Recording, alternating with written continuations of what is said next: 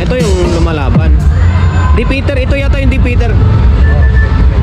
Ito yata yung repeater nila eh. 39,900. Bali, around of 40. Nasa around 40,000. Di, ano to?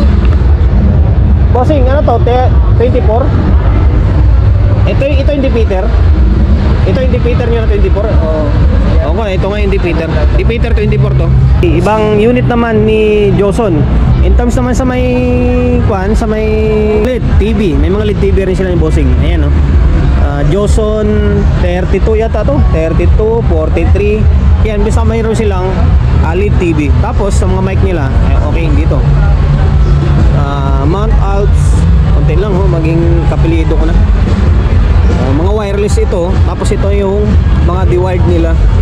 Model, Singer. Ganda no, mabigat siya oh. Ito masarap hawakan. Alam mong may hinawakan ka na microphone no, kaysa yung ampaw. Ito naman ay Joson Mount Ulap. And then ito naman ay ito, modelo nito Singer. Presyo 2,000. Ito naman parang walang price. Okay. Ito wireless Joson Mount Mayon. Okay, Mount Mayon. Wali wireless naman na ito. Ito yung mic nya. Ang ganda nya. Ayan, kayang-kayang sumabay ito sa mga mamahalin na unit. Okay. Tapos ito naman Alps. Ito yung kanya receiver. Ito yung pinaka mic nya. Okay. Tapos meron din silang ilaw ni Boss Francis. Beam, ayan o, beam 230 yan. Beam 230. Yan ang mga umilaw. Okay, ayan o. Brand Joson din yan ha. Ayan. Okay. Tapos ano ito? Joson. Nakuan to yung input output distributor. Ayan. Presyo 65,000. Ayan o, 65,000. Okay. Tapos amplifier, dako tayo sa may mic, amplifier Joson Earth na TD 5.0. Okay, sayang hindi natin makita yung laman niya, walang naka-display na laman, no? Na yung nakabukas ba? Joson Earth na 5.0, TD 5.0, plus TD ito ha. Okay. Ito naman ay ano to? Nandito. Parang mic lang yun. Ano ba dito? Mic? Parang may kita to, GMS 3000. Tapos presyo nito pala guys, muntik kong makalimutan. Ito may naka-pascal no? 49,000 pesos, 49,000. Okay, plus TD 5.0. Tapos ito naman yung Sun 2.0 na Joson. Okay, Joson Sun 2.0, 32,000.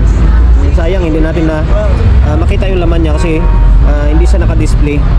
Tapos ito pa yung ibang mga wireless mic oh. Mount Fuji. Okay, Mount Fuji. Mount Fuji. Mount Fuji. Alaga naman ito ay 3,000. Okay, 3,000. Tapos ito naman Mount Froggy. Frog ba ito? Froggy. 2,000. Halagang 2,000. Halagang 2,000 mo. 2,000 ka. Meron ka ng wireless na ganito. Okay? Mount Froggy ba yan? Tapos ngayon, lang yung amplifier na naka-display nila ng Bossing eh. And then speaker, and then driver unit. Ito mga Neo magnet na ito. 5,800. Neo 1.5. Okay, maganda siya oh. Ito yung tinatawag na mga white magnet. Yan, mga white magnet ito. Mga Neo speaker kumbaga. 1,500, 5,800 naman yung presyo niya. Okay? Tapos, naliit lang niya oh. Neo 650 watts ito. 3,500. Okay? Mga Neo magnet ito. Kaya magaan siya oh. Diba? Magaan siya buhatin. White magnet kung tawagin. Tapos ito yung mga kung mga nagsisimula ka pa lang sa mga video okay machine. Maganda ito. Yan, Joson Titanium Tweeter. Okay, presyo naman ay 420 pesos lang oh. Mura lang oh. 420 lang. Tapos ito yung dome, metal dome, Hypersonic 300. 360 pesos, mura. 360 pesos lang oh.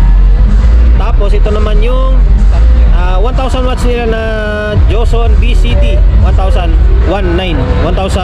Ito naman mga black magnet na ito.